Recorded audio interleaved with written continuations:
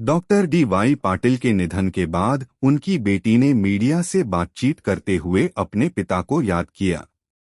बातचीत की शुरुआत करते ही उनकी आंखें नम हो गईं और वे कुछ पल तक बोल भी नहीं सकीं। उन्होंने कहा कि आज उनका परिवार एक ऐसे व्यक्ति को खो चुका है जिसने अपना पूरा जीवन केवल अपने परिवार के लिए ही नहीं बल्कि समाज और देश के लाखों विद्यार्थियों के भविष्य के लिए समर्पित कर दिया।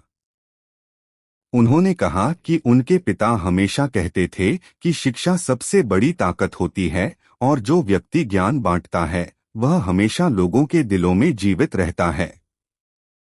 आज वे भले ही हमारे बीच नहीं हैं, लेकिन उनके विचार, उनके संस्कार और उनके द्वारा किए गए कार्य हमेशा लोगों को प्रेरित करते रहेंगे।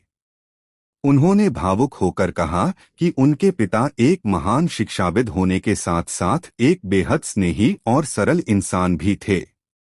घर में वे हमेशा परिवार के साथ समय बिताने की कोशिश करते थे और हर छोटी बड़ी बात पर बच्चों का हौसला बढ़ाते थे। उन्होंने कभी अपने पद या सम्मान का घमंड नहीं किया। उनकी बेटी ने कहा कि उन्होंने अपने पिता से ईमानदारी, अनुशासन, मेहनत और दूसरों की मदद करना सीखा। उनके अनुसार उनके पिता की सबसे बड़ी खुशी तब होती थी जब किसी विद्यार्थी को सफलता मिलती थी या कोई परिवार उनके द्वारा स्थापित संस्थानों की वजह से बेहतर जीवन जी पाता था। इंटरव्यू के दौरान कई बार उनकी बेटी की आवाज भर आई। उन्होंने कहा कि पिता को खोने का दर्द शब्दों में बयान नहीं किया जा सकता। यह सिर्फ उनके परिवार का नहीं बल्कि उन लाखों लोगों का भी नुकसान है जो उन्हें अपना मार्गदर्शक और प्रेरणास्रोत मानते थे।